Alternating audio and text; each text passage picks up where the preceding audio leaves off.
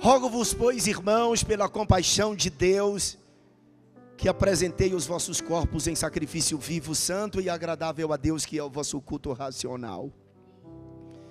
E não sede conformados com este mundo, mas sede transformados pela renovação do vosso entendimento, para que experimenteis qual seja a boa, agradável e perfeita vontade de Deus. Se você puder ler o versículo 2 comigo, por gentileza, 1, 2, 3. E não sede conformados...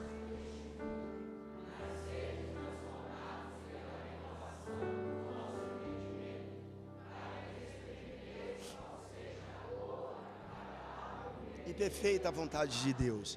Por favor, tome seu assento. Eu prometo que eu não irei enfadá-los. Eu serei assim, rápido, pastor. Eu serei rápido. Alguém disse que nós estamos vivendo o melhor dos tempos e o pior dos tempos. Eu li um artigo de um sociólogo por nome de Roberto Amorim, que ele aborda sobre o tempo que estamos vivendo, que é chamado de pós-modernidade. Ele diz que nós vivemos um tempo de mudanças profundas em todos os sentidos, no campo das ciências, da tecnologia, mudanças na política, nas relações sociais, entre outros. E todas essas mudanças são fruto do vento do desenvolvimento econômico e tecnológico, que empurrou as relações humanas e sociais para a direção da pós-modernidade. As incertezas, as fragmentações, as desconstruções, a troca de valores fazem parte da pós-modernidade. Entre as mais evidentes transformações neste tempo, podemos apontar a globalização, que tem a função de unificar as sociedades do planeta, nascendo assim um novo modo de cultura, um novo modo de vida, um novo normal. Por isso que hoje é bastante comum vermos os pensadores pós-modernos analisando em seus artigos e livros a sociedade em que vivemos. E eles a descrevem como inundada de patologias, crises e profundo vazio existencial. Nesta pós-modernidade, tudo de bom tem sido desconstruído. A desconstrução de princípios, a desconstrução de conceitos, a desconstrução dos marcos antigos, e tudo que foi imposto ao homem moderno está sendo também desconstruído pelo homem pós-moderno. Com isso, os princípios éticos e morais que sustentam uma sociedade e que são pregados e defendidos por nós, entram em decadência acelerada nesta pós-modernidade. A pós-modernidade é traçada como a época das incertezas, das fragmentações, da troca de valores, do vazio, do niilismo, da disserção, do imediatismo, da efemeridade, do hedonismo, da substituição da ética pela estética, do narcisismo, da apatia, do consumo de sensações e do fim dos grandes discursos. A verdade é que o mundo, como sempre, está louco. O mundo está de pernas para o ar. A sociedade pós-moderna se caracteriza pelas ações de seus sujeitos que seguem a cartilha das ideologias materialistas. Ter está acima do ser, carisma é mais importante que caráter, o hedonismo, a busca pelo prazer é constante, a permissividade, tudo é bom desde que me sinta bem, o relativismo, não há nada de absoluto, nada totalmente bom ou mal, e as verdades elas são oscilantes. Estão relativizando até mesmo a palavra de Deus, que é irrelativizável. O que a palavra diz que é errado, o que é certo, o que é santo, o que é profano. Billy Graham, em uma das suas célebres frases, ele diz que a Bíblia é mais certa que o jornal de amanhã. E além do relativismo, tem o consumismo, a gente vive para consumir. E além disso, tem o niilismo, que é caracterizada pela subjetividade, a paixão pelo nada. Esta é a pós-modernidade. Quando o apóstolo Paulo escreve esta carta aos Romanos, quando ele chega no capítulo de número 12, o apóstolo Paulo está preocupado com aquilo que os cristãos estavam envolvidos naquela época.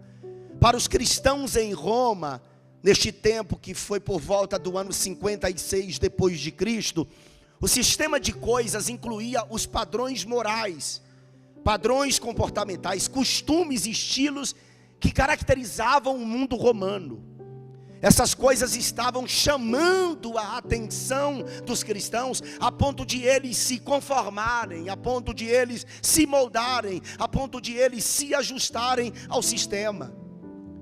Paulo percebeu que os romanos estavam influenciando os cristãos, e os cristãos estavam se conformando, acomodando-se ao modelo e padrão do sistema mundano, e isso estava comprometendo a vida cristã e a comunhão dos cristãos com Deus.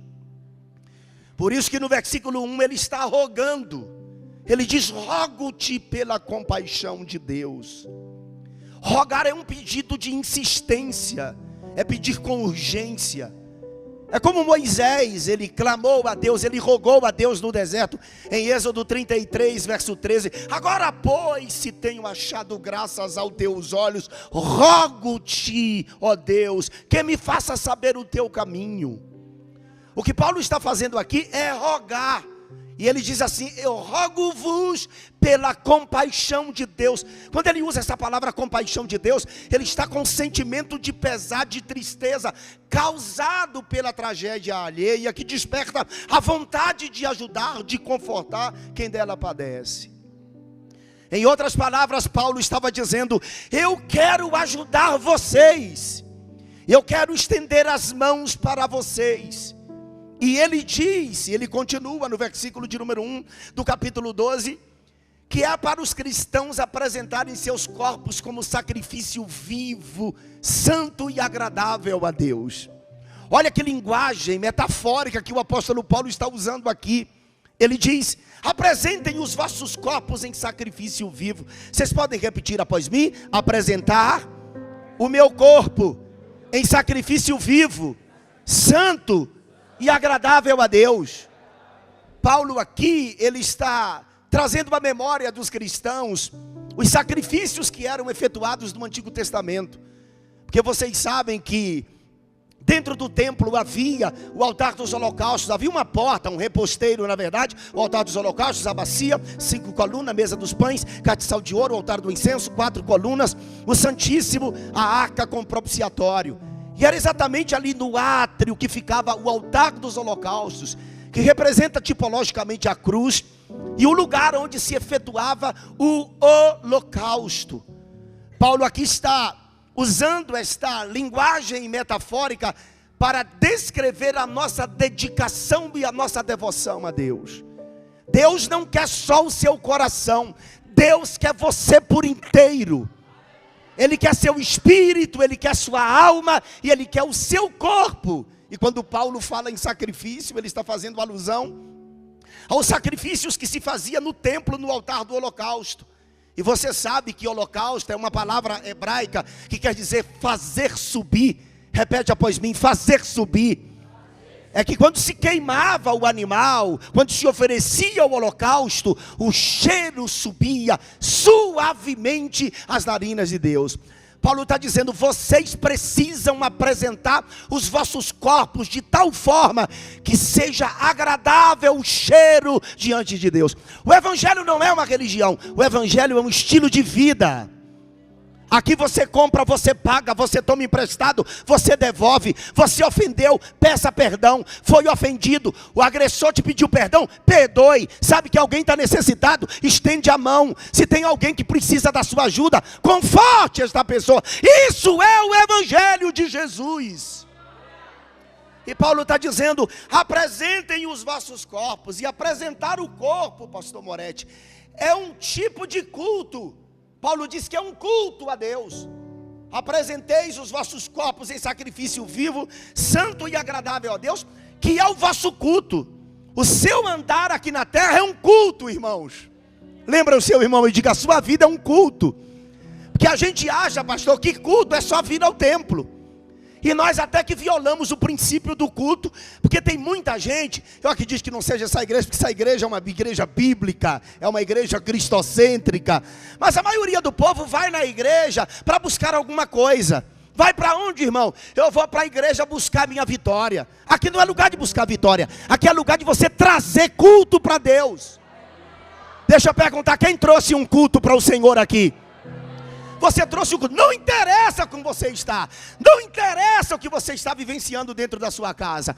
Quando a mulher cananeia saiu da sua casa e foi atrás de Jesus, gritando: Senhor, filho de Davi. Senhor revela a sua deidade. Filho de Davi é um título que só os judeus podiam chamá-lo. Mas ela era uma gentia, estava com necessidade. A Bíblia diz que Jesus não lhe respondeu palavra.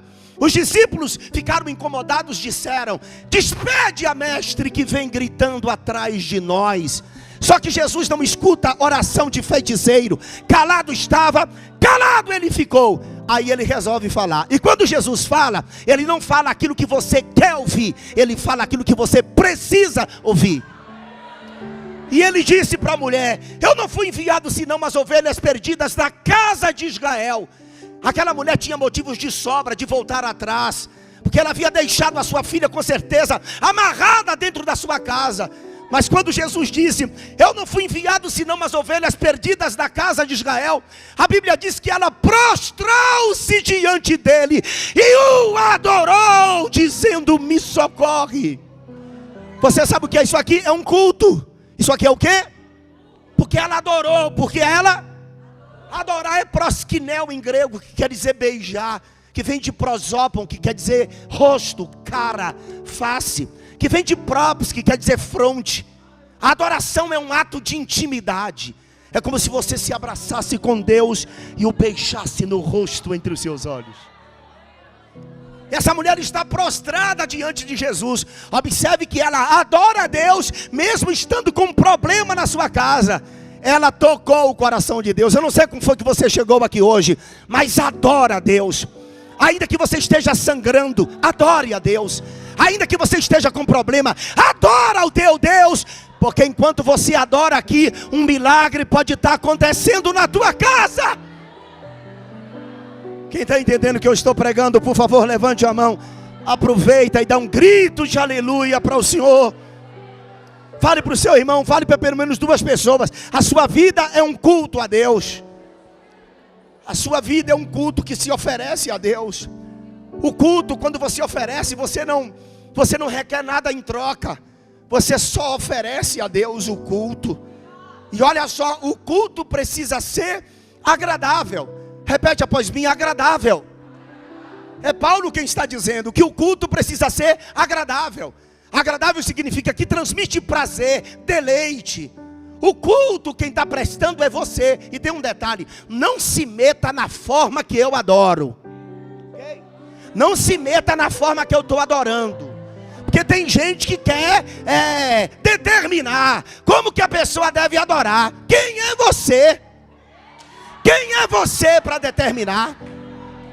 Ah, pastor, tem gente que quer que eu pule. Não pule não, adore do jeito que o Espírito Santo mover o seu espírito. Porque tem gente aqui nessa noite que não vai dar um glória a Deus, um aleluia, pastor, mas está adorando do jeito dele. Tem outros que já marcha, corre, olha a dupla, desceu daqui, pulou. Deixa quem quiser adorar da forma que quiser adorar. Levanta a mão, levanta a mão, levanta a mão, aponta o dedo para alguém e fala assim: ó, não te mete na minha adoração.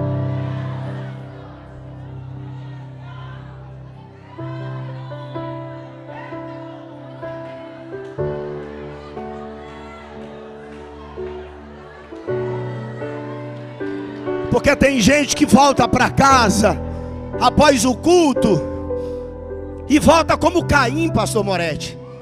Abel cultuou, Deus recebeu, ele voltou feliz para casa, mas Caim ficou chateado porque não cultuou, não prestou o culto de forma correta.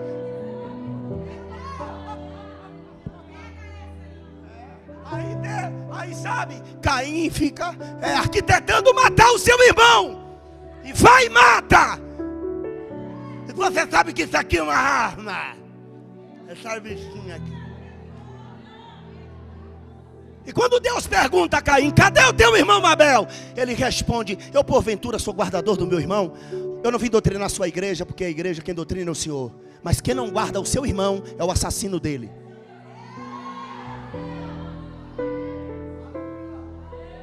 O culto precisa ser agradável, repete após mim: agradável. Que transmite prazer, deleite. Deus quer se deleitar no seu culto.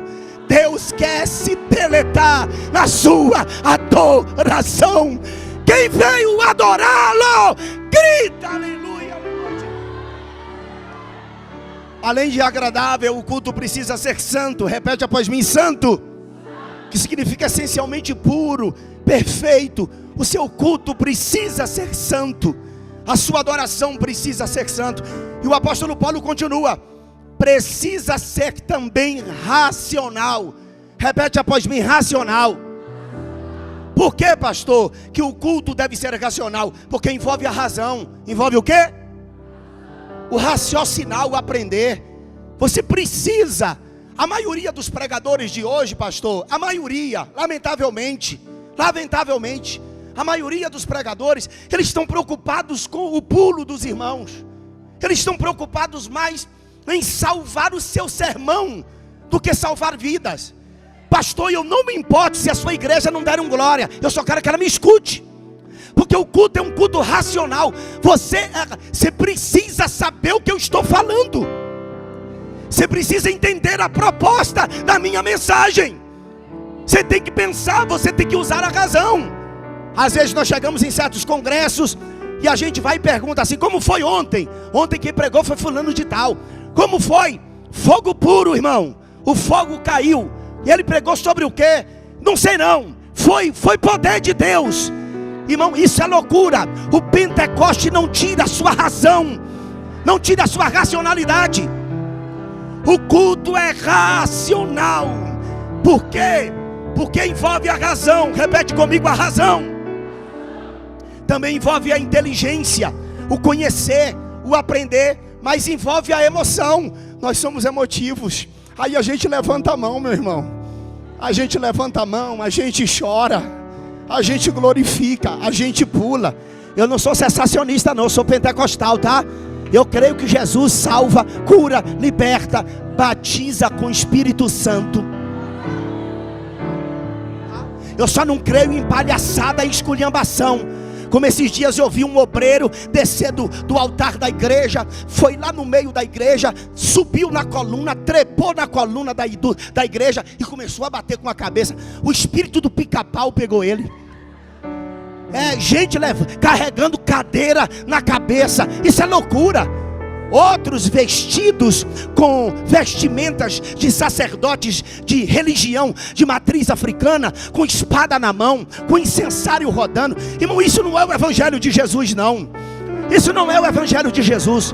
Eu creio no Pentecoste clássico, o Pentecoste de Atos 2.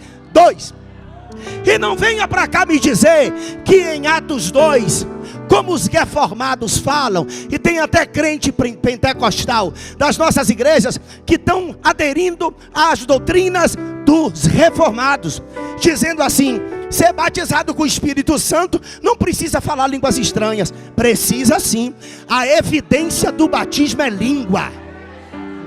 Aí vem eles: venha quente que eu estou fervendo. Mas lá em Atos os discípulos só falaram xenolália para as 17 nações que estavam ali.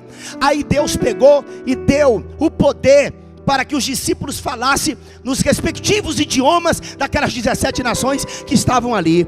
Só, meu irmão, que o texto diz que eles falaram línguas repartidas como que de fogo. Que língua é essa? Não é xenolália, é glossolalia, é línguas estranhas. Tem alguém aqui que é batizado com o Espírito Santo? Dá um grito de glória. O culto precisa ter razão. Fala para o seu irmão: razão. Aprenda com a mensagem. Eu vou falar uma coisa: a gente é pentecostal, é barulhento, mas o senhor quer ver uma coisa, pastor? O dia que Deus fala com a gente, mesmo, não é no vento, não é na tempestade, não é no furacão.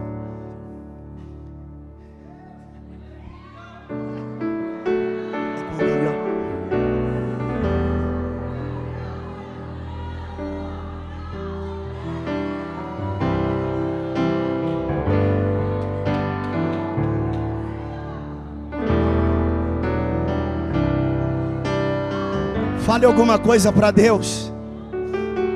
Alguma coisa que glorifica o seu nome. Quem está entendendo? Agora é hora de você usar a emoção. Você está entendendo que eu estou pregando? Então use a emoção agora. Levanta a mão, sorri, fala alguma coisa que possa magnificá-lo, exaltá-lo. Dá um grito de aleluia para o Senhor. O culto precisa ser racional. E eu caminho agora para o final, pastor. E ele diz assim: não vos conformeis. Repete após mim: não vos conformeis. O que Paulo está falando aqui, ó, não dê forma, não configure em si, não ajuste em si, não alinhe em si com o mundo. Não se conforme. Jovens, vocês são diferentes. Vocês têm uma tarefa a cumprir na universidade, no seu campus, no seu ambiente de trabalho, na sua escola. Não seja influenciado pelo sistema de coisas. Está na sua testa que você é filho de Deus, que você é crente. Não sejam influenciados por aqueles que estão em sua volta. Pelo contrário, influencie-os. Seja uma influência, receba força. Jovens, meditem na Bíblia Sagrada, para você ter subsídios para debater com aqueles que estão lá. Use a Bíblia. Quando você abrir a boca, o Espírito Santo vai dizer: eu estou contigo. Não seja mais um